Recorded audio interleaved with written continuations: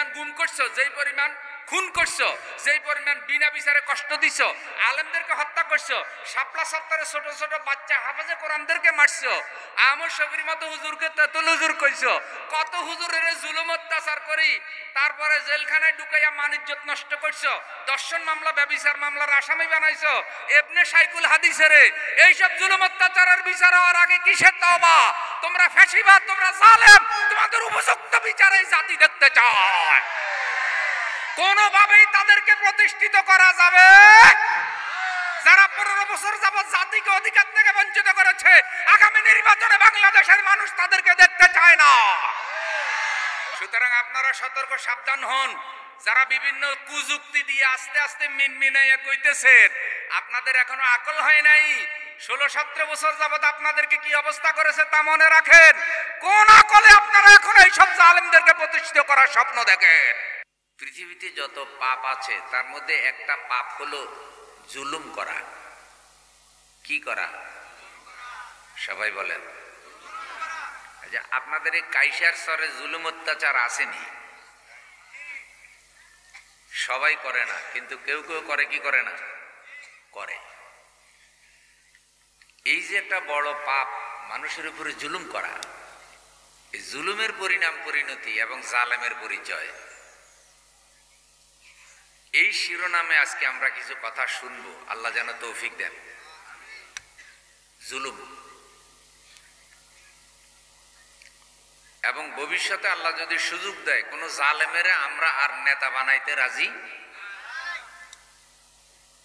কোন জালেমের ভোট দিবেন না। আমার কথা কি বুঝা যায়? কোন জালেমের কি দিবেন না। কোন সন্ত্রাসীর ভোট, কোন চাঁদাবাজের ভোট। আমরা নতুন করে কোন জালেম, কোন চাঁদাবাজ আর বাংলাদেশের ক্ষমতায় দেখতে চাই না।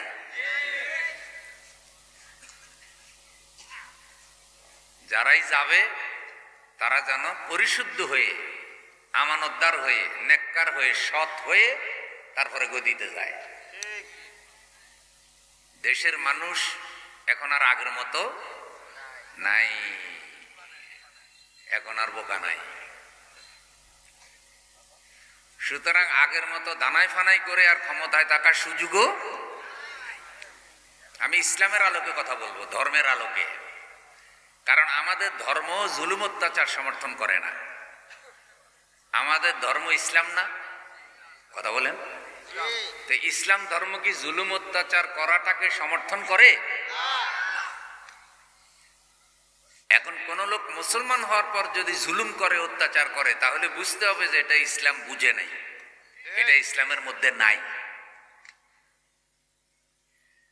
তা আল্লাহ তাআলা কি বলেন আমরা সেই কথাগুলি শুনবো। দেখুন, জুলম শব্দের অর্থ হইল সীমা লঙ্ঘন করা। আমার বন্ধুগণ, আল্লাহ রাব্বুল আলামিন বলেন, ওয়ালা তাহসাবান্নাল্লাহা গাফিলান আম্মা ইয়ামালুয যালিমুন।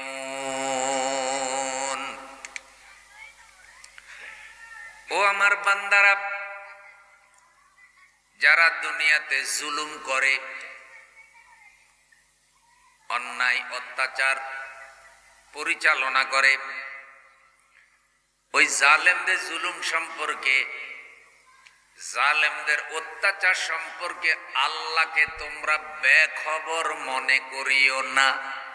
কে কখন কোথায় জুলুম করে, কি পরিমাণ জুলুম করে, আল্লাহ রাব্বুল আলামিন তা ভালোভাবেই পর্যবেক্ষণ করে। তাহলে কোন জালেম যখন জুলুম করে, আল্লাহ বলছেন সেই জালেমের ব্যাপারে আল্লাহ বেখবর। আল্লাহ কোনো কিছু দেখে না, পর্যবেক্ষণ করে না, ব্যাপারটা এমন। ফেরাউন যে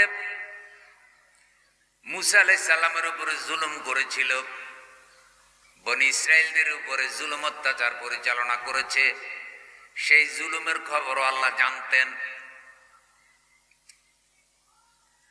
নমরুদ জুলুম অত্যাচার পরিচালনা করেছে ইব্রাহিম আলাইহিস সালামের উপরে, আল্লাহর এত বড় জলিল কদর পয়গম্বরকে আগুনের মধ্যে নিক্ষেপ করেছে নমরুদ।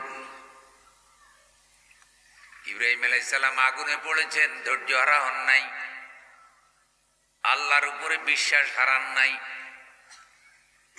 জুলুম অত্যাচার সহ্য করেছেন। এক পর্যায়ে আল্লাহ তাআলা ইব্রাহিম আলাইহিস সালামকে মানুষের নেতা বানিয়ে দিয়েছে। আল্লাহ রাব্বুল আলামিন বলেন, ওয়া ইয বিতালা ইব্রাহিমা রাব্বুহু বিকালিমাতিন ফাআতাম্মাহুন্না ক্বালা ইন্নী জাইলুকা লিন-নাসি ইমামা। যখন আল্লাহ তাআলা ইব্রাহিম আলাইহিস সালামকে অনেকগুলো বিষয় পরীক্ষা করেছেন, নমরুদ আগুনে নিক্ষেপ করেছে, জ্বলন্ত আগুন, এটা ইব্রাহিম আলাইহিস সালামের জন্য একটা বড় পরীক্ষা। ইব্রাহিম আলাইহিস সালাম আগুনে পড়েছেন, কিন্তু নমরুদকে সমর্থন করেন নাই। বাংলাদেশে পালিয়ে যাওয়া স্বৈরাচার, পালিয়ে যাওয়া জালেম বাহিনীর মহিলা নেত্রী বহু মানুষের উপরে জুলুম করেছে। এই জুলুম দেখে বহু হুজুর পর্যন্ত জালেমের পক্ষে চলে গিয়েছিল। হুজুরেরা পর্যন্ত জালেমের পক্ষে ঢোল বাজাইছে। এক হুজুরে তো জালেমের মহিলা হুজুরকে কওমি জননী উপাধি দিয়ে দিছে। কওমি জননী উপাধি দিছে কোনো পাবলিকে না হুজুরে? হুজুরে দিছে, পাবলিকে না। উনি আবার এটা উপাধি দেওয়ার পুরস্কার হিসাবে জাতীয় মসজিদের খতিবি পাইছে। যেদিন ওনার ইমাম সাহেব পলাইছে সেদিন খতিবও কি, কারণ খতিব জানে যে আমি মুসল্লির খতিব না, আমি যার খতিব সে যখন পালাইছে আমারও রক্ষা, আমিও পালাই। কিরে হুজুর খতিব তুই কে পালাইলি? তুমি না ওয়ারাসাতুল আম্বিয়া, তোমার তো ফালানোর কথা ছিল।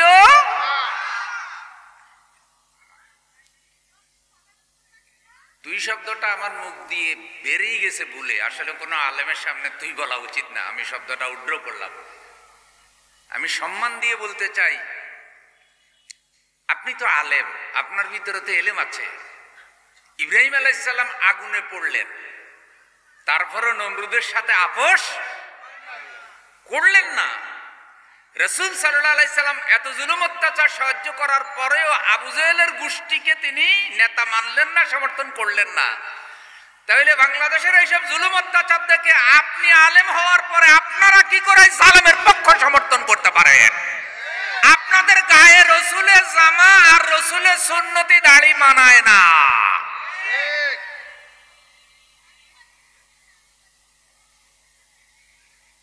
আপনারা কোনো বেজার হয়েছেন ভাই? হক কথায় কিন্তু কিছু লোক বেজার হইতেও।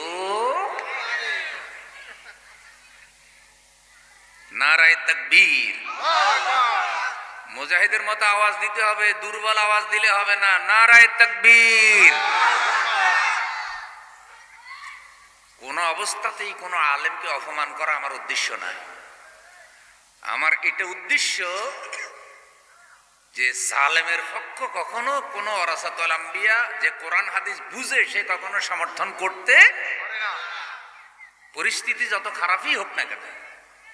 ইব্রাহিম আলাইহিস সালাম যে খারাপ অবস্থায় পড়েছে, তার থেকে বেশি খারাপ অবস্থায় কি আমাদের হুজুররা পড়ছে?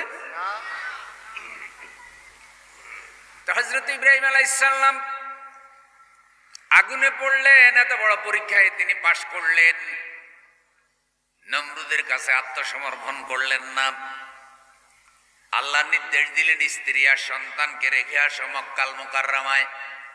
ফিলিস্তিন থেকে শত শত মাইল দূরে তিনি হিজরত করে নিয়ে গেলেন তার স্ত্রী এবং তার সন্তান ইসমাইল আলাইহিস সালাম এবং তার স্ত্রী হাজেরা, যাকে রেখে আসলেন। ছেলে বড় হলো, আল্লাহ বললেন সন্তানকে জবাই করো, কোরবানি করো। এই পরীক্ষায় ইব্রাহিম আলাইহিস সালাম পাশ করলেন। এইভাবে জালেমের জুলুম আল্লাহর পরীক্ষা। কোন পরীক্ষা ইব্রাহিম আলাইহিস সালাম ফেল করেন নাই। যখন সকল পরীক্ষায় তিনি পাশ করলেন, আল্লাহ বললেন, ইব্রাহিম, আমি আল্লাহ তোমাকে মানুষের নেতা বানায় দিয়েছি। আল্লাহর কাছে বললেন, ক্বালা ওয়া মিন যুররিয়াতি, আল্লাহর নেতৃত্ব শুধু আমারই দেবেন, আমার বংশধরদের মধ্যে কাউকে দিবেন কিনা? আমি নেতা হওয়ার পর চলে গেলে ব্যাপারটা যেন এমন না হয় যে নেতৃত্ব শেষ। ক্বালা ওয়া মিন যুররিয়াতি ক্বালা লা ইয়ানালু আহদিজ যালিমিন। ইব্রাহিম আলাইহিস সালাম বললেন, আল্লাহ, আমার বংশের মধ্যে অন্যদেরকে নেতা বানাবেন কিনা, নেতৃত্ব দেবেন কিনা? আল্লাহ বলছে, লা ইয়ানালু আহদিজ যালিমিন, আমি আল্লাহ কোন জালেম নেতা হোক এটা চাই না। নেতার পদটা, নেতৃত্বের পদটা কোন জালেমের জন্য আমি আল্লাহ রাখি নাই। তাহলে আল্লাহ চায় যে কোন জালেম যেন নেতা না হয়। এটা কার চাওয়া? তো আল্লাহ যা চায়, আল্লাহর বান্দা হিসাবে আমরাও তাই করব। বলেন ইনশাআল্লাহ। সামনে সুযোগ আসলে আমরা তাই করব। বলেন ইনশাআল্লাহ। নারায়ে তাকবীর। এবারে আসেন আল্লাহ কি বলছেন। আল্লাহ রাব্বুল আলামিনকে, পরওয়ারদিগার আলমকে তোমরা গাফেল মনে করো না যে তিনি বুঝি জালেমদের খবর রাখেন না। জালেমরা কেমনে মানুষ মারে, জালেমরা কেমনে সম্পদ চুরি করে, জালেমরা কেমনে সন্ত্রাস করে, জালেমরা কার জায়গা জমি জোর করে দখল করে। জায়গা জমি জোর করে দখল করে এক গ্রুপ আছে না নাই? ওদের পরিচয় ওরা জালেম। ওদের পরিচয় কি?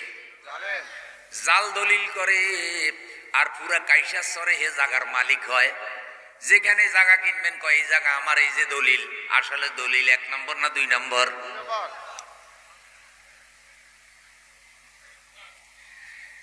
হাদিসটা এখানে শুনাই দেই, সহিহ বুখারী সহিহ মুসলিমের হাদিস। আন সাঈদ ইবনে যায়েদ রাদিয়াল্লাহু তাআলা আনহু قال, হযরত সাঈদ ইবনে যায়েদ রাদিয়াল্লাহু তাআলা আনহু থেকে হাদিস বর্ণিত, তিনি বলেন, قال রাসূলুল্লাহ সাল্লাল্লাহু আলাইহি সাল্লাম, রাসূল সাল্লাল্লাহু আলাইহি সাল্লাম ইরশাদ করেন, মান আখাযা শিবরাম মিনাল আরদি যুলমান ফাইন্নাহু ইউতাওয়িকুহু ইয়াউমাল কিয়ামাতি মিন সাব'i আরদিন। আমার রাসূল বলেন, যেই ব্যক্তি কারো জায়গা জমি দখল করবে জোর করে 4 আঙ্গুল বা 1 বিঘত, কয় বিঘত? এটারে কয় কি? এটারে কি কয়? এই 1 বিঘত জায়গা কেউ যদি কারো জোর করিয়া দখল করে, রসুল বলতেছে কিয়ামতের দিন আল্লাহ তাকে উঠাবে, উঠাইয়া 7 তবক জমিন তার মাথার উপরে উঠাইয়া দিয়ে বলবে, জমিন আর লাগবে কিনা ক। ভাই, পৃথিবীতে কিছু লোক জমিনের পাগল আছে না নাই? এত লোভ লালসা। পুরা কাইসারচর যদি আমার একলা হয়ে যেত, কাইসারচর পাইলে কয়, আল্লাহ পুরা বাকুরটা ইউনিয়নটা আমারে দিয়ে দেন। বাকুরটা ইউনিয়ন পাইলে কয় কি, আল্লাহ পাশে হযরতপুরটা দিয়ে দিলেও একটু ভালো হয়। আল্লাহ পুরা সাভার থানাটা দিয়ে দেন। সাভার থানা পাইলে কয় কি, পাশের কেরানীগঞ্জ। লোভ লালসার কোনো শেষ। হালাল তরিকায় যদি সম্পদের মালিক হন কোনো অসুবিধা নাই। হযরত ওসমান রাদিয়াল্লাহু তাআলা আনহু অনেক সম্পদের মালিক ছিলেন, কিন্তু হালাল ভাবে হয়েছে, হারাম ভাবে হয় নাই, জোর জুলুম করে হয় নাই। এখন আমার রসুল বলতেছে, তোমার জমিনের এত লোভ, জমিনের লোভে সরকারি জায়গা দখল করছো, জমিনের লোভে ওয়ারিশ থেকে সম্পত্তি কিনা পুরাটা দখল করে ফেলছো, জমিনের লোভে 2 নম্বর রেকর্ড করছো, জমিনের লোভে 2 নম্বর দলিল বানাইছো, বানাইয়া বিশাল আলিশানি বাড়ি বানাইছো, বাগান বাড়ি বানিয়েছো, পুরো এলাকা দখল করছো। কি শান্তি লাগে যে তোমার বাকুরটা ইউনিয়নে এত জমিন, কিন্তু জমিন তো তুমি বৈধভাবে মালিক হও। এখন হাসরের দিন আল্লাহ ফেরেশতাকে বলবে, এই লোকটার মাথার মধ্যে 7 তবক জমিন উঠাইয়া দাও। এবার বুকে হাত দিয়ে বলেন, 7 তবক জমিন যদি আল্লাহ মাথে উঠাইয়া দেয়, ওই মাথায় কি এই ভার বহন করা সম্ভব? দুনিয়াতে কেউ যদি বোঝা মাথায় নেয় বন্ধু, 2 মণ ওজন আপনি মাথায় করে এখান থেকে বাঁকুড়া যেতে পারবেন না। সেই জায়গায় যদি 3 মণ আপনার মাথায় উঠে দেয়, আপনি কেমনে মাথায় করে নেবেন? ও আমার বন্ধু, আল্লাহ 7 তবক জমিনের ওজন এক জায়গায় করে যখন এই জালেম জমিন খোর যে নাকি মানুষের জায়গা জমি জোর করে দখল করছে, তার মাথায় যখন উঠাইয়া দিবে, উপায় হবে কি? এর থেকে বড় শাস্তি আর হতে পারে না। 7 তবক জমিনের ওজন তার মাথায়, তাহলে গাড়ের উপায় কি আর মাথার উপায় কি? এটা কারে দিবে? যে নাকি কারো জায়গা জোর করে 1 বিঘত দখল করছে। এখন কেউ যদি কারো জায়গা জমি জোর করে 1 বিঘত দখল করে, তারে যদি আল্লাহ 7 তবক জমিন তার মাথায় উঠিয়ে দেয়, তাহলে যারা শত শত বিঘা সম্পত্তি জোর করে অন্যায় করে অবৈধভাবে দখল করছে, তাদের মাথার উপরে কয় হাজার স্তবক জমিন মাথার উপরে উঠবে। তাহলে অবৈধভাবে কারো জায়গা দখল করব? আমার ওয়াজ কি বোঝা যায় নাই? অবৈধভাবে কারো জায়গা দখল করব? রাজি নাই তো? নারায়ে তাকবীর। এবারে আসেন, সোনার চাঁদ সরকারি জায়গার উপরে মার্কেট উঠে ফেলেছে, আর হুজুরের দিয়া সেই মার্কেট উদ্বোধন করছে মিলাদ দিয়া। কথা বুঝছেন? জায়গা দখল করছে অবৈধ, উদ্বোধন করছে কি দিয়া? হুজুর দিয়া, মিলাদ দিয়া। করছে কোরবানি, কিন্তু চুরি করা গরু, চোরাই গরু দিয়ে কি করছে? ওইছিনি কোরবানি, ওইছিনি। তাহলে কোরবানির জন্য কি চোরাই গরু চলে নাকি হালাল টাকায় কিনা গরু? দেখেন বন্ধু, সরকারি জায়গা দখল করে নাম কাওয়াস্তে কাগজ বানিয়েছে। সরকারি জায়গা মানে কি? এটা রাষ্ট্র মালিক। রাষ্ট্র মালিক মানেই হলো আপনারা সবাই মালিক, রাষ্ট্রের সকল নাগরিক এই জায়গার মালিক। এখন উনি ক্ষমতায়, ওনার দল ক্ষমতায়, এ কারণে উনি সরকারি জায়গা নাম কাওয়াস্তে অবৈধ কাগজ বানাইয়া দখল করে মার্কেট বানাইয়া ফেলাইছে। মার্কেট বানাই ওখান থেকে ভাড়া পায়, টাকা পায়। বাড়ি হয়ে গেছে বন্ধু 5 তলা। প্রতি বছর বছর হজে যায়, রমজানে রমজানে উমরাও। এরকম দিনদারও কিছু আছে না নাই? এটা কি আসল দিনদার না নকল দিনদার? পেশাব দিয়ে অজু করলে যেমন অজু হয় না, পেশাবও পানি, আর পবিত্র পানিও কি? ধরেন আমি একটু পানি খেলাম 1 গ্লাস, এটা পবিত্র ফ্যাটে ঢুকলো, কিন্তু যখন এটা পেশাব হইয়া বাইর হইল, তখন কি এটার পবিত্র আছে না অপবিত্র? তাহলে বান্দার ফ্যাটের মধ্যে এমনকি জারম আছে যে হালাল খাবার ঢুকলেই কি হয়ে যায়? নাফাক হইয়া বাইর হয়। তো পেশাব দিয়ে অজু করলে যেমন অজু হয় না, ও আমার বন্ধু, তাহলে মনে রাখবেন, রাষ্ট্রের জায়গা কোন জাল দলিল করে 2 নম্বরই কাগজ করে দখল করা কোন ব্যক্তির জন্য জায়েজ হবে না। আমার ভাইকে বলে দেই, বোনকে সম্পত্তি থেকে বঞ্চিত করবেন না। বোনকে বলে দেই, ভাইকেও বিপদে ফেলবেন না। অনেক সময় বোনেরা বোনের অংশ ভাইয়ের শত্রুর কাছে বিক্রয় করে, বিক্রয় করে কয় কি বাইরে বাড়ি থেকে উঠাইয়া দে। কেউ ভাইকে বাড়ি থেকে কেন উঠাবেন? ওই বোনের সাথে ভাইয়ের স্ত্রীর ঝগড়া হয়েছে। অনেক সময় তো ননদে আর ভাইয়ের বউ মিল। আচ্ছা, ভাইয়ের স্ত্রীকে আর ভাইয়ের বোনকে ননদই তো বলেন। আমার ভাষা বোঝা যায়নি? আলহামদুলিল্লাহ বুঝলে। তো অনেক ক্ষেত্রে দেখা যায় ননদে আর ভাইয়ের বউ কখনো কখনো কোনো কারণে মিল হয় না, হয়তো কথা কাটাকাটি হতেই পারে। আল্লাহ তাআলা আমাদের এই ব্যামিলগুলো দূর করে দেন। ভাইয়ের স্ত্রী যেমন আমাদের আপন স্ত্রী মনে করতে হবে আমার স্বামীর বোনও আমার আপন বোনের মতো, তাহলেই তো সে ঘরে বরকত আসবে, সম্পদ অল্প হইলেও শান্তি আসবে। কিন্তু কখনো কখনো এই পারিবারিক অশান্তিগুলো দেখা দেয়। এখন ভাইয়ের স্ত্রীর সাথে বোনের মিল নাই, এ কারণে বোনে প্রতিশোধ নেওয়ার জন্য বোনে বাড়ির অংশ ভাইয়ের শত্রুর কাছে বেছে ফেলছে। এমন ঘটনা আমার কাছে আইসা ভাইয়ে কাঁদতে কাঁদতে বলতেছে, হুজুর আব্বা মারা গেছে ছোটকালে, আমি বড় ভাই, বিদেশ করেছি, অনেক বয়সে বিয়ে করেছি। কেন দেরি করে বিয়ে করেছি কেন, যে আমার বোনগুলোকে আগে বিয়ে দিব, তারপরে নিজে বিয়ে করব। এরকম দায়িত্বশীল ভাই আছে না? বিয়ে করলাম নিজে দেরি করে, ভাইদের বোনদেরকে বিয়ে দিলাম। এখন আমার স্ত্রীর সাথে আমার বোনের ঝগড়া হওয়ার কারণে আমার ঘরের সামনে যে জায়গা, এই জায়গা বনে অংশ আছে, এখানে বোনের নাম আছে দলিলে রেকর্ডে, সেই বোন আমার শত্রুর কাছে বেঁচে ফেলছে। আর বেচার পরে বলতেছে, কেমনে বাড়িতে থাকো তোরে দেখাইয়া ছাড়ব।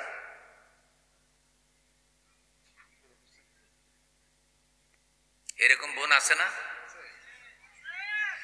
আবার এরকম ভাইও আছে বন্ধু, 5 বোনের 1 ভাই, বোন 5 জন, ভাই 1 জন। বাবা মারা যাবে, অসুস্থ হয়ে গেছে, ইবনে সিনা হাসপাতালে নিয়ে ভর্তি করাইছে কল্যাণপুরে। ডাক্তার বলে দিয়েছে আপনার বাপের আর বাঁচার সম্ভাবনা নাই। গোপনে গোপনে দলিল বানিয়েছে। ও বন্ধু, দলিলের মধ্যে সকল সম্পত্তি সাব কবলা লিখছে। লেখার পরে বাবারে গিয়ে বলতেছে, বাবা এখানে টিপ সই দেন। বাবা বুড়ো মানুষ, এত জ্ঞান বুদ্ধি এখন আর নাই, প্রচন্ড অসুস্থতা, হাসপাতালের কষ্ট। তারপরে বাবা জিজ্ঞাসা করেছে, এটা কিসের কাগজ? কয় আব্বা ডাক্তাররা চিকিৎসা করেছে, এটা হাসপাতালের বিল।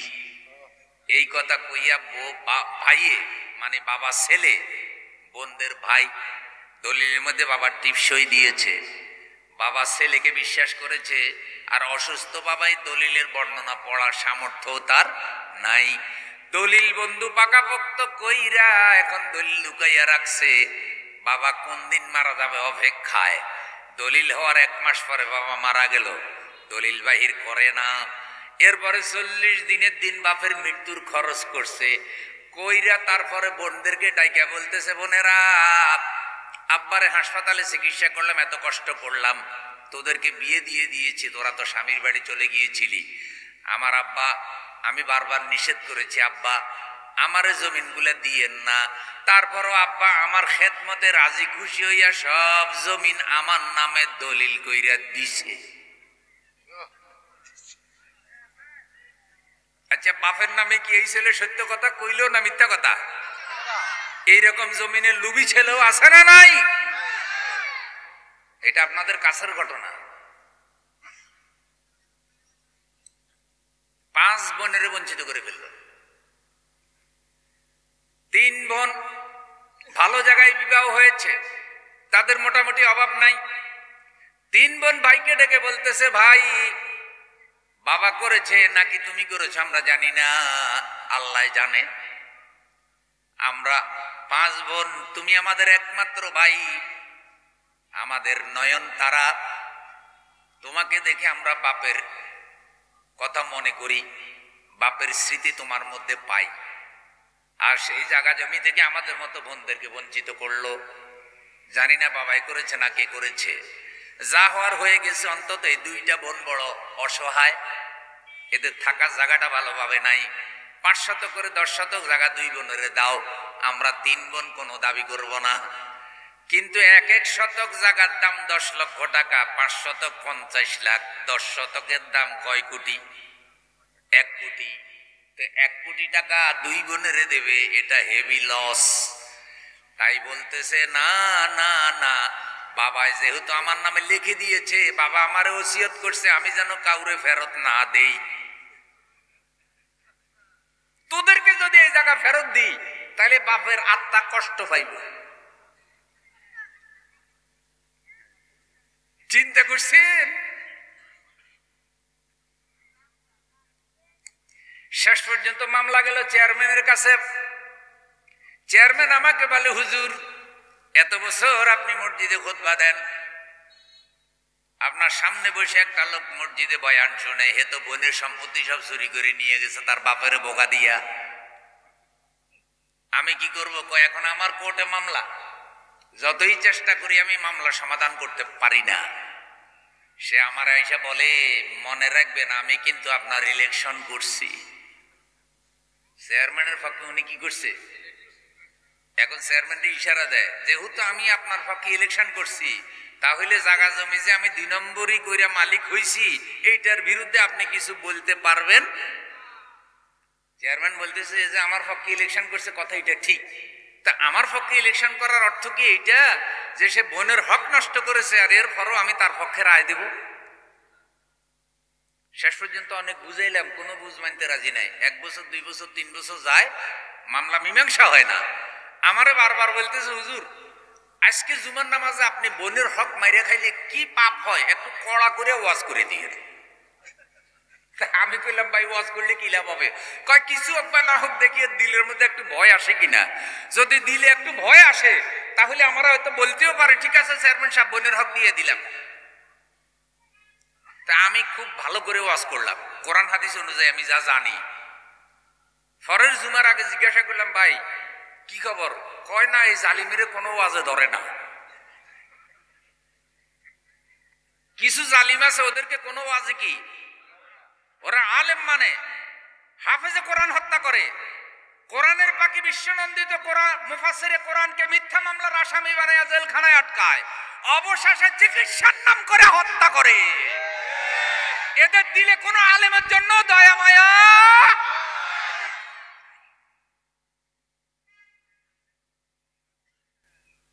কয় হুজুর আপনি যতই বুঝান ওরা তো ওয়াজে ধরে না, ও জমি ছাড়া কিছু। শেষ পর্যন্ত চেয়ারম্যান সাহেব কাগজের নথিপত্র উঠাইছে, বিস্তারিত কাগজের ইতিহাস তালাশ করে দলিল মিলাইয়া দেখে যে অনেকগুলা দাগ দলিলে উঠাইছে, কিন্তু যেই জায়গাটা বেশি দামি ওই দাগটা ভুলে দলিলে উঠে নেয়। তাইলে মজলুমের পক্ষে কে আছে? আল্লাহ আছে। সরাই দলিল তো ভালো করে লিখতে গিয়া যেটা আসল জায়গা ওই দাগ উঠে নেয়। প্রিয় বন্ধু, এখন যখন এই দলিল পাওয়া গেল, চেয়ারম্যান সাহেব কয় খবর আছে, চিন্তার খবর, তুমি হার্ট ফেল করতে পারো। কয় কি খবর? কয় দলিলে তো মার্কেট যেই জায়গায় সেই দাগ, তোমার অসুবিধা নাই, তুমি যা রেকর্ড করছো তোমার বাপে তোমার রাজি খুশি হয়ে যা লিখে দিছো ওইটা তুমি লইয়া থাকো, আর মার্কেটটা 5 বোনের নামে ভাগ করে দেই।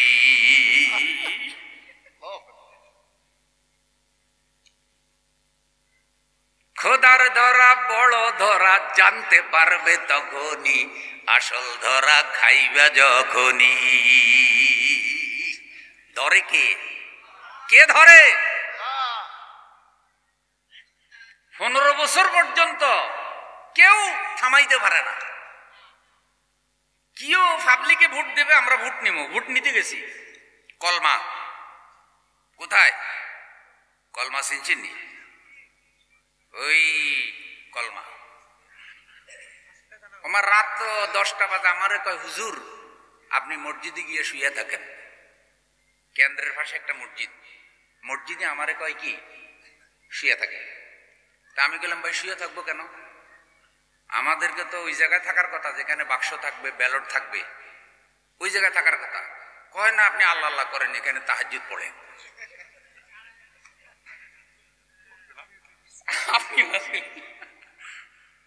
কি দুঃখের কথা কইতাম শুনেন। হঠাৎ করে দেখি যে আমার কাছে ফোন আসছে, আমাদের এক কলিগ ফোন দিছে, হুজুর আপনি কি অবস্থা? আমি গেলাম না, আমার মসজিদে শোয়াই রেখেছে। আপনার কি অবস্থা? কয় আমার হাত ভেঙে ফেলছে। বাড়ি দিয়ে একটা কলেজের অধ্যাপকের হাত ভেঙে ফেলছে। ভাঙছে কেন? কয় যে ওরা রাত্র 12টার দিকে বাক্স নিতে চাইছে, আমি বাক্স দিই নেই, এই জন্য হাতের মধ্যে বাড়ি দিয়ে কয় কি হাত ভাঙিয়ে 2 টুকরো করে ফেলাম, চুপ করে থাকো। কারা বলতেছে? যাদের দায়িত্ব ছিল জনগণের অধিকার ফিরিয়ে দেওয়া। কেউ ভোট বাক্স চিন্তা করতে আসলে যারা পাহারা দেবে ঠেকাবে, তারাই কিন্তু এখন বাক্স বোঝাই করতেছে।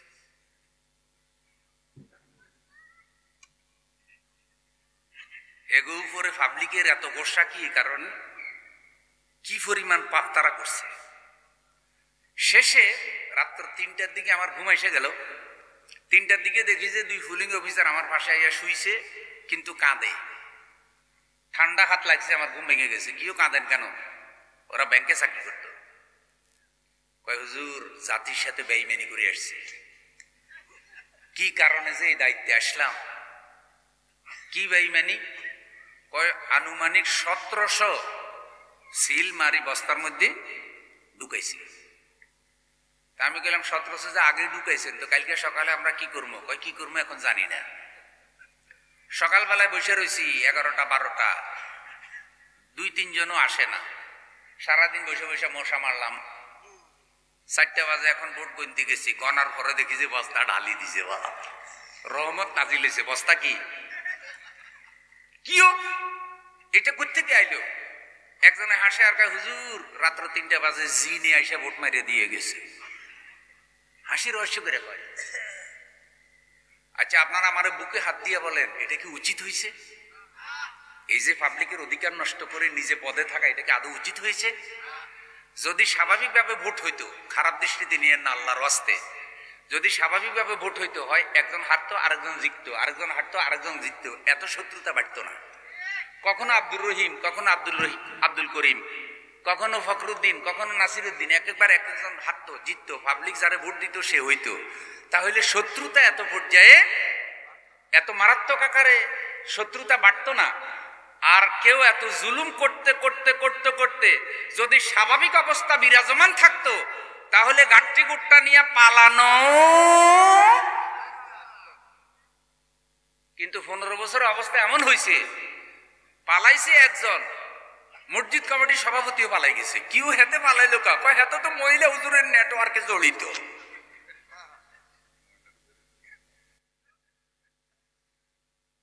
আমার এক আত্মীয় এয়ারপোর্ট দিয়ে আসছে বাংলাদেশে, 1 ঘন্টার বেশি সময় দাঁড়ায় রয়েছে এয়ারপোর্টে, একটা পুলিশও নাই ইমিগ্রেশনে পাসপোর্টে সিল দেওয়ার জন্য।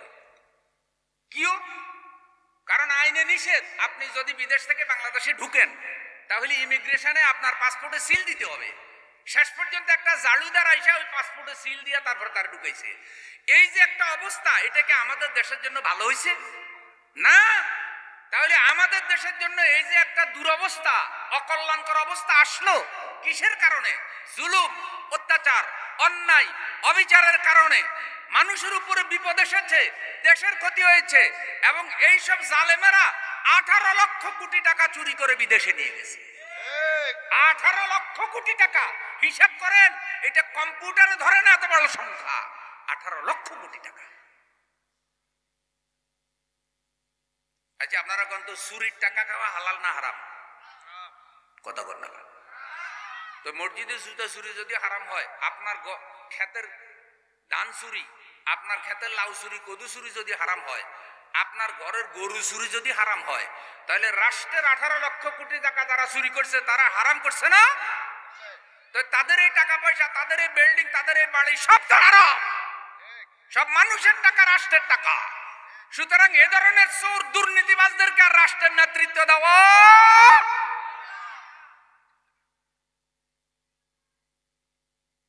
আমি বলতে চাচ্ছি, ভালো মানুষ, আল্লাহওয়ালা, ফরেজগার, আমানতদারদেরকে ভবিষ্যতে সমাজের দায়িত্ব দিবেন।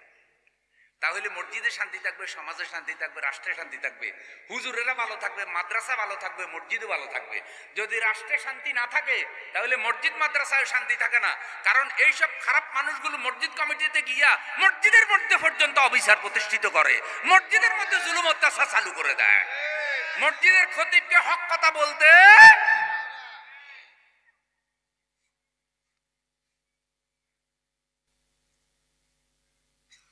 আল্লাহ রাব্বুল আলামিন বলেন, যারা এগুলি করে, ওয়ালা তাহসাবান্নাল্লাহা গাফিলান আম্মা ইয়ামালুজ জালিমুন। ও নবী বলে দেন, যারা জালেম তাদের ব্যাপারে আল্লাহ গাফিল এমনটা তোমরা মনে করো না। আল্লাহ ভালোভাবেই পর্যবেক্ষণ করেন। সূরা আশ-শুআরা 227 নম্বর আয়াত আল্লাহ তাআলা বলেন, ওয়াসায়ালামুল্লাযীনা যালামু আইয়া মুনকালাবিন ইয়ানকালিবুন। জুলুমবাজরা তাদের জুলুমের পরিণতি অচিরেই জানতে পারবে। আচ্ছা বলেন তো, পৃথিবীতে যত বড় বড় জালেম ছিল তারা সব দুনিয়া থেকে মারা গেছে না? সব জালেম মারা গেছে। ফেরাউন মারা গেছে, নমরুদ মারা গেছে, কারুন মারা গেছে, হামান মারা গেছে, আবু জেহেল মারা গেছে, আবু লাহাব মারা গেছে, উতবা মারা গেছে, সাইবা মারা গেছে, নমরুদও মারা গেছে। এই যে ইরাক আফগানিস্তানের উপর এত জুলুম করলো বুশ, এরাও মারা গেছে। বর্তমানেও যারা দুনিয়াতে আছে জালেম তারাও মারা যাবে। কেউ অমর হয়ে আসে নাই। আল্লাহ তাআলা বলছে এই জালেমগুলো যখন মারা যাবে মৃত্যুর সাথে সাথে তাদের জুলুমের পরিণাম আর তাদের জুলুমের শাস্তি আল্লাহ তাদেরকে দেওয়া শুরু করবে। তাহলে দুনিয়াতেও তারা শাস্তি পায়। দুনিয়াতে কি শাস্তি পায়, কেন পায়? দুনিয়াতে শাস্তি পায় দুনিয়ার নিজাম ঠিক রাখার জন্য, আর পরকালে শাস্তি হলো ফাইনালি আল্লাহর দেওয়া শাস্তি। আল্লাহ তাআলা আরো বলেন সূরা আশ-শূরার 42 নম্বর আয়াত, কান খাড়া করে শুনেন। আল্লাহ বলেন ইন্নামাস সাবিলু আলাল্লাযীনা ইয়াযলিমুনান নাসা ওয়া ইয়াবগুনা ফিল আরদি বিগাইরিল হক উলাইকা লাহুম আযাবুন আলীম।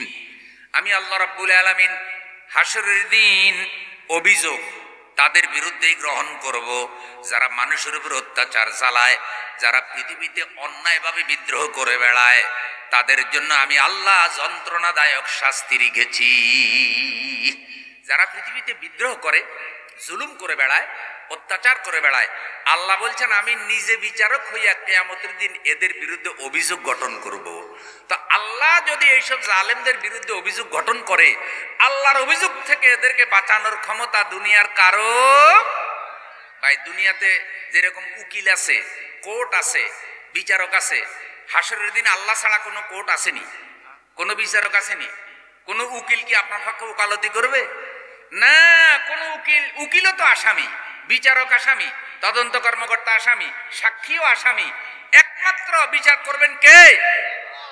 সবাই পড়েন মালিক ইয়াউমিদ্দিন,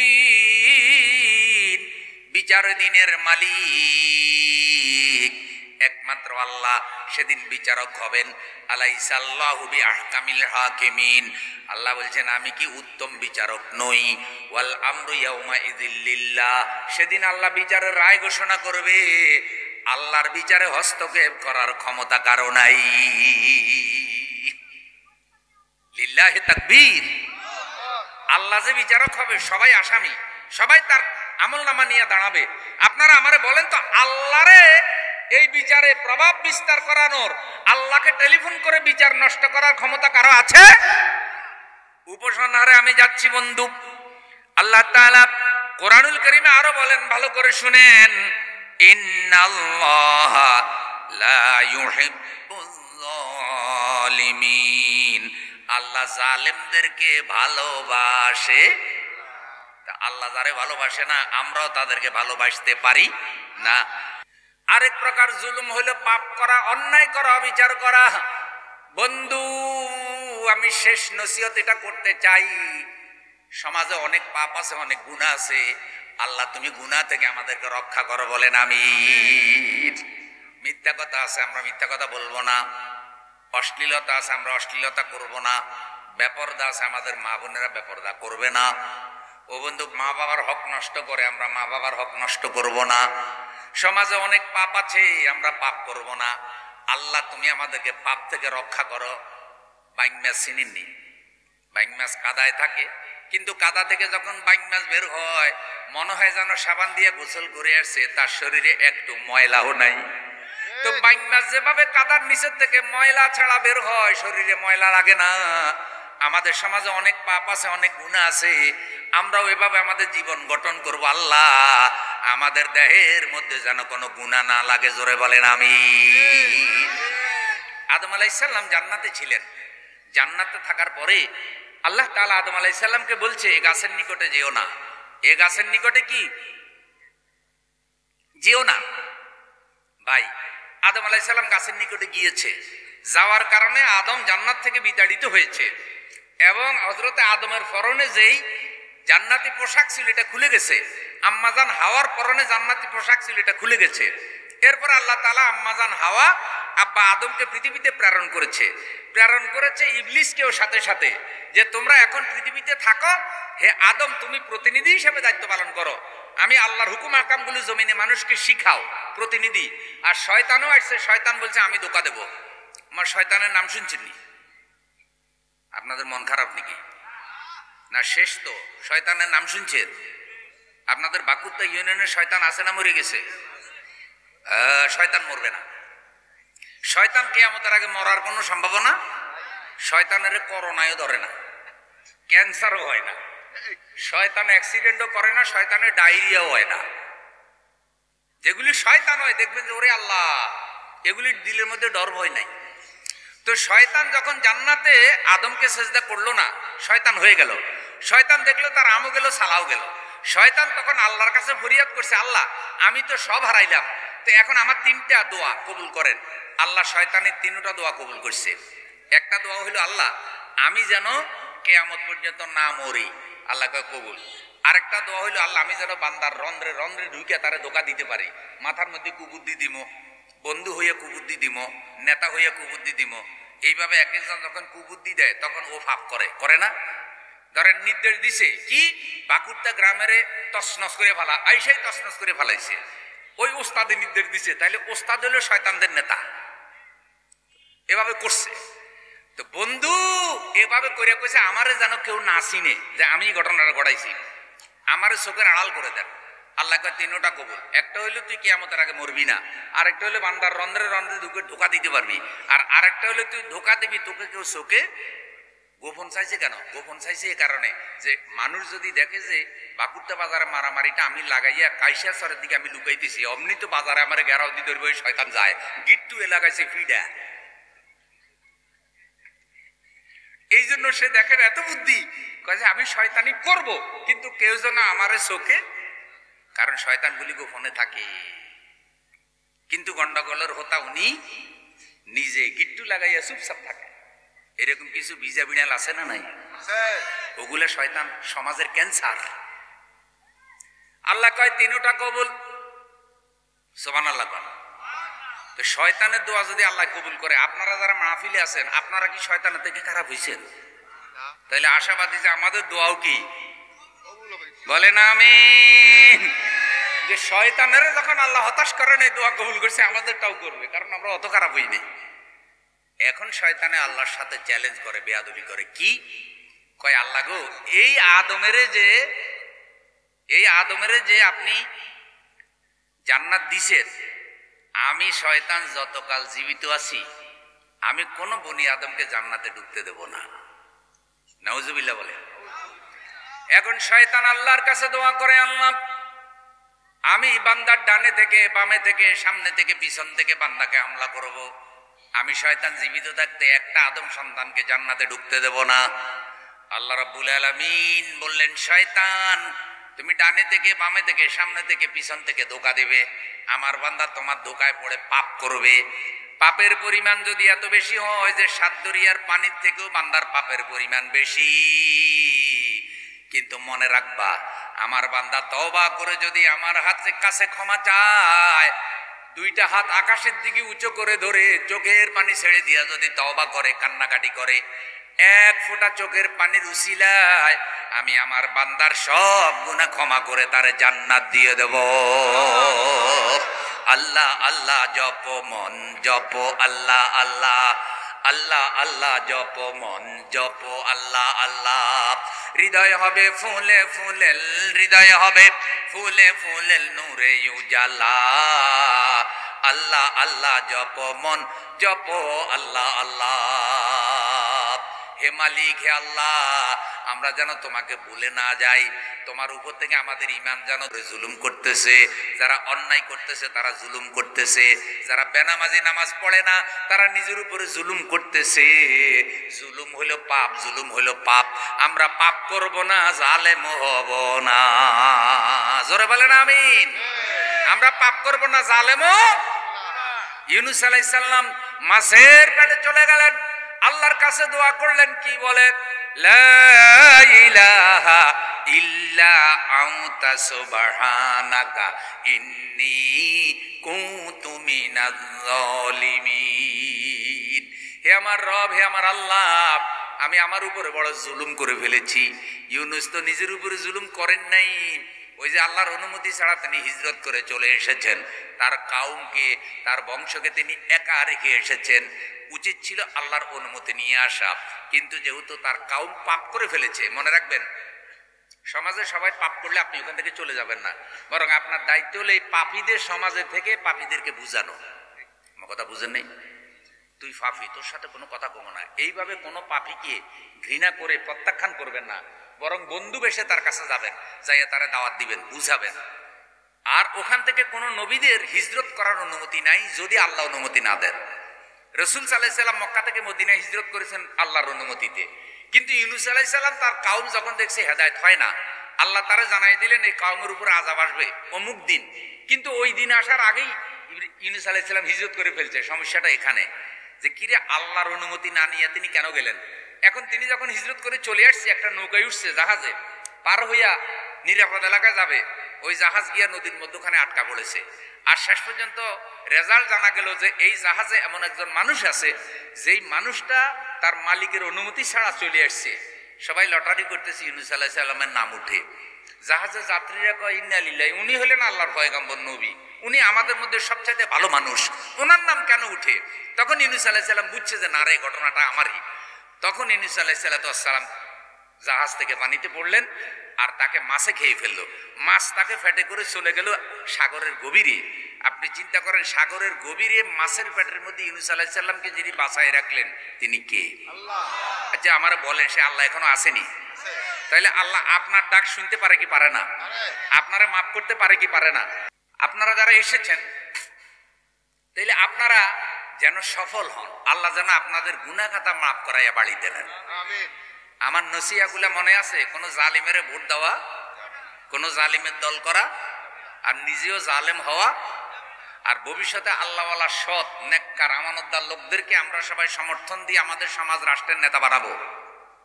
আমার কথা কর না, আমি কি এটা কোনো রাজনীতি করলাম না? এটা ধর্মীয় নীতি। ধর্ম বলে ভালো মানুষকে নেতা বানাও, ধর্ম বলে ভালো মানুষকে সমাজের দায়িত্ব দাও, ধর্ম বলে আমানতদার, নেককার, বুদ্ধিমান, চরিত্রবান, আল্লাহওয়ালা, যারা কোরআন হাদিস অনুযায়ী চলবে, রাষ্ট্র সমাজকে কোরআন হাদিস অনুযায়ী চালাবে, এমন লোক যদি পাওয়া যায় তাহলে তারই সমর্থন দিয়া নেতা বানাও। অন্য কাউকে সমর্থন দিয়া নেতা বানানোর অনুমতি নাই। যদি বানাও তাহলে পাপ তোমারও, কারণ তোমার সমর্থনে সে গদি পেয়েছে। সুতরাং সমর্থকেরও ছাড়াছাড়ি। প্রিয় ভাইয়েরা আমার, যারা অত্যাচারী হবে, যারা নির্যাতনকারী হবে, আল্লাহ তাদেরকে ক্ষমা করবেন না। ইউনূস আলাইহিস সালাম ভয় পেয়ে গেছে। কি ভয়? যে আল্লাহর অনুমতি ছাড়া চলে এসেছি, মাছ আমাকে খেয়ে ফেলেছে, এখন তো আমার আর রক্ষা নাই। মাছের পেটে তিনি আল্লাহরে ডাক দিলেন। আমার বাকুরতার কাইসার সরের ভাইয়ারা এই বলে ডাক দিলেন, লা ইলাহা ইল্লা আনতা সুবহানাকা ইন্নী কুনতু মিনাজ জালিমিন। ওগো আমার রব, ওগো আমার আল্লাহ, তুমি ছাড়া কোনো ইলাহা নাই, তুমি ছাড়া কোনো আইনদাতা নাই, তুমি ছাড়া কোনো হুকুমদাতা নাই, সব কিছু তোমার পক্ষ থেকে হয়। আমি তোমার গোলাম, আমি তোমার রসুল। আল্লাহ তুমি যদি আমার উপর দয়া না করো আমি ধ্বংস হয়ে যাব। আমি নিজের উপরে জুলুম করে ফেলেছি। আল্লাহ তাআলা হযরত ইউনূস আলাইহিস সালামের দোয়া কবুল করেছেন। মাছ তাকে হজম করতে পারে নাই। আল্লাহ মাছের পেটের মধ্যে একটা আন্দোলন তৈরি করে দিলেন, জোয়ার তৈরি করে দিলেন। মানুষ যে বমি করে, বমি করার আগে পেটের মধ্যে একটা আন্দোলন তৈরি হয়, ওই আন্দোলনে পেটের খাবার উপরের দিকে উঠে।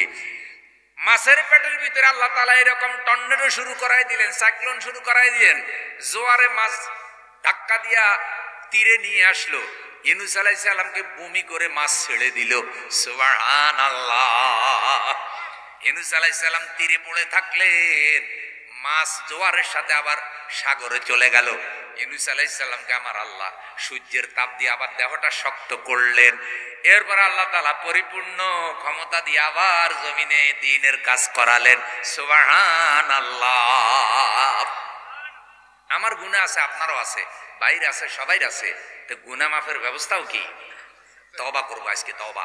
আল্লাহ আমাদেরকে যখন এই মাহফিলে এনেছো, আল্লাহ আমাদেরকে গুনাহ খাতা ক্ষমা করাই আমাদেরকে বাড়িতে নিও। খারাপ মানুষ যদি সমাজের নেতৃত্ব পায়, দুইটা ক্ষতি বড় করে। দুইটা ক্ষতি কি? কোরআনের আয়াত থেকে শুনেন, সূরা আন-নামল। ইন্নাল মুলুকা ইযা দাখালু ক্বরিয়াতান আফসাদুহা ওয়া জাআলু আইজ্জাতা আহলিহা আযিল্লা ওয়া কাযালিকা ইয়াফআলুন। আল্লাহ রাব্বুল আলামিন বলেন, রাজা বাদশারা যখন কোনো জনপদে প্রবেশ করে তখন একে বিপর্যস্ত করে দেয়। তারা যখন কোনো জমিনের নেতৃত্ব কর্তৃত্ব পায় তখন সেখানকার সম্মানিতদেরকে অপমান করে আর জমিনের মধ্যে অবিচার সন্ত্রাস করে বেড়ায়। নাউজুবিল্লাহ। খারাপ মানুষ নেতৃত্ব পেয়ে গেলে সম্মানিতদেরকে অপমান করে আর সমাজে সন্ত্রাস এবং ফাসাদ সৃষ্টি করে বেড়ায়। এরপরে রাসূল আল্লাহ জনগণকে দায়িত্ব দিয়েছে কি, ওয়ালা তুতিউ আমরাল মুসরিফিন আল্লাযীনা ইউফসিদুনা ফিল আরদি ওয়ালা ইউসলিহুন। খবরদার, ওই সন্ত্রাস অত্যাচারী ফাসাদ সৃষ্টিকারী নেতাদের তোমরা আনুগত্য করবে না। তারা তোমাদেরকে যা বলবে তা শুনবে না। তাদের দল থেকে যে আহ্বান আসবে সে আহ্বান তোমরা মানবে না, কারণ তারা জমিনে ফাসাদ সৃষ্টি করে এবং এই জমিনের মানুষগুলোকে ইসলাহ করার জন্য, ভালো বানানোর জন্য তাদের কোনো কর্মসূচি নাই, তাদের মধ্যে কোনো তালিম নাই, তাদের মধ্যে কোনো তাসকিয়া নাই। মানুষগুলো কিভাবে ভালো হবে এমন নসিহা, এমন তালিম তাদের চরিত্রে নাই, তাদের বক্তৃতায় নাই, তাদের বিবৃতিতে নাই, তাদের গঠনতন্ত্রে নাই। তাদের যত জনসভা হয় ওই জনসভার মধ্যে এগুলি তারা বলে না। তারা হাবিজাবি বক্তব্য দেয়, যেসব বক্তব্য শুনে মানুষ সন্ত্রাসী হয়, উগ্র হয়, মানুষ হত্যাকারী হয়, মানুষ সন্ত্রাসী জালেম হয়, নৈতিকতা শিখে না।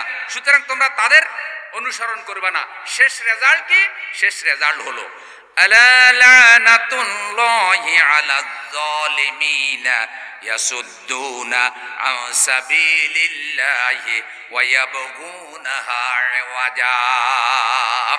আল্লাহ লানত ওইসব জালিম নেতাদের উপরে, আল্লাহ লানত ওইসব জালিম নেতাদের উপরে। আল্লাহ আমাদেরকে এই আল্লাহর এই লানত থেকে আল্লাহ তাআলা আমাদেরকে হেফাজত করো। বলেন না ভাই আমিন? তা আমি আপনাদেরকে বলতে চাই, আল্লাহ তাআলা যে লানত দেয়, এই লানত তো আল্লাহ কখনো দেওয়ার কথা না, কারণ আল্লাহর পরিচয় হলো আর রহমানুর রহিম। আল্লাহ হলো দয়ালু, আল্লাহ মেহেরবান। আল্লাহ কখনো লানত দেয় না। কিন্তু আল্লাহ এদেরকে কেন লানত দিল? ইয়াসুদ্দুনা আন সাবিলিল্লাহ ওয়া ইয়াবগুনাহা ইওয়াজা।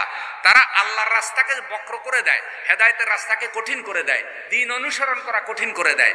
আর তারা তাদের মতবাদ অনুসরণ করাকে মানুষের জন্য সহজ করে দিতে চায়। তাদের মানব রচিত মতবাদ এটা যেন মানুষ অনুসরণ করে আর কোরআন সুন্নাহ যেন অনুসরণ না করে, এই কাজটা তারা করে। এই জন্য আল্লাহ বলছে তোদের উপরে লানত, কারণ তোরা আমার দিন মানাকে কঠিন করে দিয়েছিস আর মানুষের ঈমান নষ্ট করার কাজকে তোরা সহজ করে দিয়েছিস। বন্ধুগণ, আমি যে বিষয়টা নিয়ে কথা বলেছি আপনারা বুঝেছেন, সেটা হলো জুলুম অত্যাচার। এবং ভবিষ্যতে আমরা কোনো জালেমের সাথে আর থাকবো, কোনো জালেমের দল করব, কোনো জালেমকে সমর্থন করব, তাহলে আল্লাহ রহমত দিবে। এই জুলুম অত্যাচার করে যদি আপনি মসজিদে যান কোনো লাভ নাই। মসজিদে গেলেও আল্লাহ দয়া পাবেন না, জুলুম ছাড়তে হবে। আর সমাজ এখন জালেমে ছেয়ে গেছে। জালেমের ভয়ে সাধারণ মুসল্লিরা কথা বলে না, কারণ সমাজে যদি কিছু জালেম বেড়ে যায় তখন নিরীহ ইমানদাররা চুপচাপ থাকে যে বাবারে কখন আমারে ধরে, কখন আমার উপরে জুলুম করে। আর এরকম সন্ত্রাসী বাহিনী বাজারে যখন উঠে মনে হয় যেন তুফান আসছে, যে বাপসাপ নিয়ে হুন্ডা চালায় ভোঁ ভোঁ করে, মনে হয় যেন আজরাইল আইতেছে। আল্লাহ যখন নারাজ হয় তখন দুই চারটা হুন্ডারে মাঝে মধ্যে তাল গাছের সাথে লাগায়নি, এমন স্পিডে লাগায়, তিন ঠাং উপরের দিকে দিয়া সলিমদ্দি কহিমদ্দি কর্মীদ্দি বুলেট মিয়া মুরগি মিলন মরে গেছে, স্পট ডেট। এই জন্য তরুণ ভাইদেরকে অনুরোধ করি হুন্ডা চালাইতে সাবধান। আর কোন নেতার পিছে দুই চারটা টাকা খাইয়া আর একটা বিড়ি ফাইয়া খালিও বো বো করে হুন্ডা চালাইও না, আগে দেখিও নেতাটা ভালো কিনা। চোরের পিছে গেলে তুমিও চোর হয়ে যাবে, কথা কর না কা? চোরের পিছে গেলে তুমিও কি হয়ে যাবে? তুমি চুরি না কইরাও চুরির অপরাধে অপরাধী হইবা, কারণ যেটা নেতা মানছে চোর আছিল। যেগুলো অতীতে চোরদেরকে নেতা মানছে এখন তাদের নিজেদেরকেও কি মনে হয়? চোর চোর মনে হয়। আজকে কয় কি আমরা প্রয়োজনে তওবা করবো, জাতির কাছে মাফ চাইব। তোমাকে মাফ চাইবার কোনো দরকার? আগে যেই পরিমাণ জুলুম করছে এটার প্রতিশোধ হোক, আগে যেই পরিমাণ জুলুম করছে এটার বিচার হোক। কথা বলে 500 ইঁদুর মারছে বিড়াল, এখন কয় তওবা করলাম আর ইঁদুর মারুম না। আরে তওবা পরে কর, আগে যে 500 ইঁদুর মাইরা লইছস তার বিচার হোক। কথা বলেন, যেই পরিমাণ গুম করছো, যেই পরিমাণ খুন করছো, যেই পরিমাণ বিনা বিচারে কষ্ট দিছো, আলেমদেরকে হত্যা করছো, শাপলা সত্তরে ছোট ছোট বাচ্চা হাফেজে কোরআনদেরকে মারছো, আমর শফির মতো হুজুরকে তেতুল হুজুর কইছো, কত হুজুরের জুলুম অত্যাচার করি তারপরে জেলখানায় ঢুকাইয়া মানিজ্জত নষ্ট করছো, দর্শন মামলা ব্যভিচার মামলার আসামি বানাইছো, ইবনে শাইখুল হাদিসের। এইসব জুলুম অত্যাচারের বিচার হওয়ার আগে কিসের তওবা? তোমরা ফ্যাসিবাদ, তোমরা জালেম, তোমাদের উপযুক্ত বিচারে জাতি দেখতে চায়। কোনোভাবেই তাদেরকে প্রতিষ্ঠিত করা যাবে। যারা 15 বছর যাবৎ জাতিকে অধিকার থেকে বঞ্চিত করেছে, আগামী নির্বাচনে বাংলাদেশের মানুষ তাদেরকে দেখতে চায় না।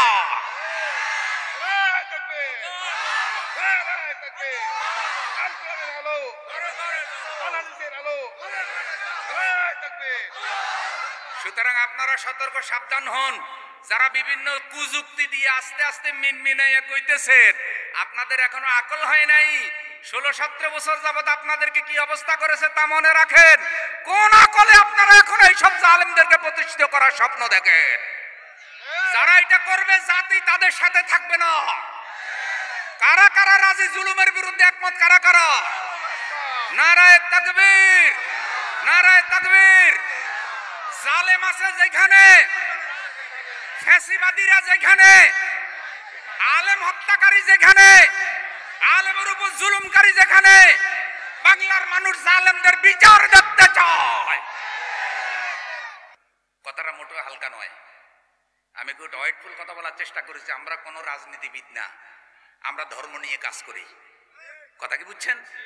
সুতরাং আমরা হক কথা বলতে কারো তোয়াক্কা করি না। এই কারণে আমরা তাদের মতো কোনো সমস্যা নেই। তাদের গদি দরকার, ক্ষমতা দরকার, আল্লাহও দরকার, শয়তানও দরকার, মাহফিলও দরকার, নাচ গানও দরকার, মন্তাজেরও দরকার, ফিসা বুজুরেরও দরকার। তাদের দরকার হইলো ভোট আর ক্ষমতা। এই জন্য তারা সব জায়গায় আছে। কতক্ষণ আমরা যেহেতু শুধু কোরআন নিয়ে আছি, ধর্ম নিয়ে আছি, সুতরাং আমরা হক কথা কাউকে ছাড়ি না।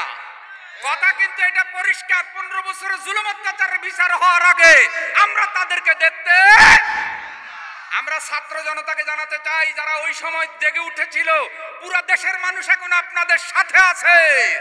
দুই একটা খুচরা খাসরা ষড়যন্ত্রে আপনারা হতাশ হবেন না, দুর্বল হবেন না। এই দেশের মানুষের দোয়া আছে, আপনাদের সাথে এগিয়ে যান। একটা সংস্কার করুন, ভালো মানুষ বের করুন, সন্ত্রাসীদের বিচার করুন। তারপরে আপনারা মানুষের জন্য একটা পরিবেশ দেন, মানুষ যেন দেখে শুনে তাদের ভালো মানুষকে নেতা হিসেবে গ্রহণ করতে সেই সুযোগ দেন। ওদের কারণে যেন তেন ভাবে রাগ করে চাইয়েন, আবার চোরের হাতে দিয়ে দিন না।